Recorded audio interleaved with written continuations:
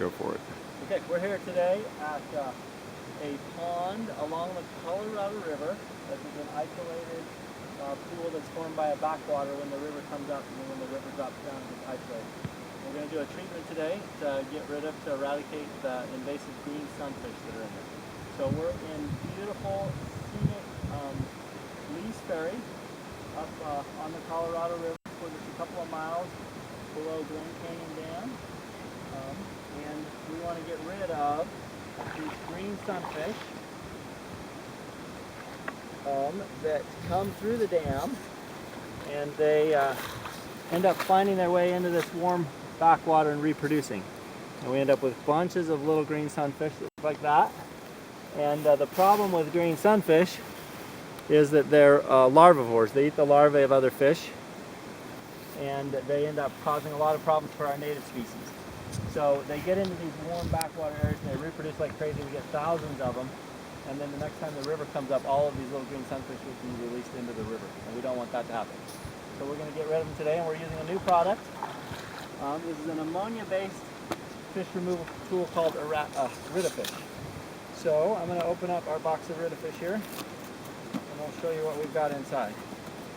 So inside, we've got a box of tools that we'll need. The first thing that we're going to want to do is we're going to want to take a pH reading prior to doing any manipulation. So we've got a little pH meter, Oakton Instruments pH meter that we'll use. We've got a thermometer so we can get a water temperature. And we've got a data sheet. What we're going to want to do is record the date and the time, and we're going to record the ammonia level. So another thing in our box here is a API ammonia aquarium test kit, and then we've also got a nitrite test kit. So we're going to take baseline information on our ammonia and our nitrite levels and record them on the data sheet, and then over the next couple of weeks we'll track and see how long it takes for those ammonia and nitrite levels to return to baseline. Okay? So I'm going to do that real quick just to show how easy that is. It takes about 5 minutes for the color to develop on these kits.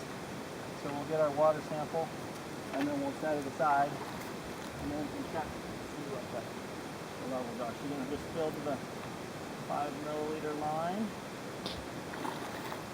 and let's see if I can find a place to stick this up. Okay, so for the ammonia test kit, the instructions are right on the bottle. You can just get these at any aquarium store.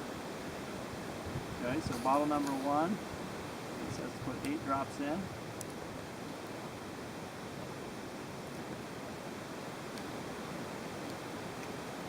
And bottle number 2, 8 drops.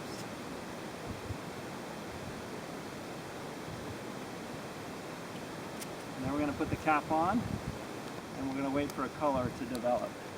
And then after the color develops, we'll compare it to this little card in here. And that will tell us what the baseline ammonia levels are in our pond. So we're going to set that aside. The other thing that we want to know is what our nitrite levels are. So nitrite, if you're familiar with the ammonia cycle, ammonia is converted to nitrite, and then nitrite is converted to nitrate.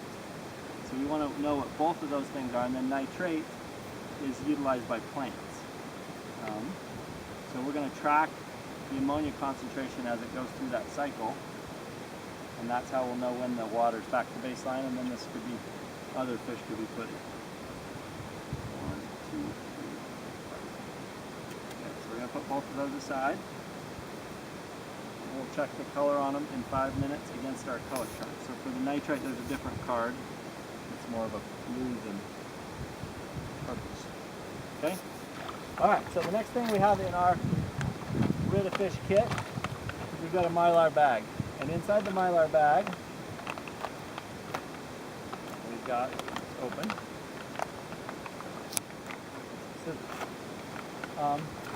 we've got a series of pouches. Okay? And in these pouches, this is our ammonia forming compound. This is what's going to create a spike of ammonia in this pond that'll eradicate the fish. So each one of these pouches is dosed to treat 2,500 gallons. So what we're going to do is we're going to pitch out our ammonium chloride. We're going to spread it evenly throughout the pond. These pouches are really cool in that they're water-soluble pouches. So I'll show you what's inside of there. You've got your ammonium chloride inside. Let's take the corner off and then get it in the water. This is a water-soluble pouch. And when you put it in the water, it dissolves. And it takes about 30 seconds for it to dissolve. It basically just turns into gunk, and then after a few minutes, it'll be gone.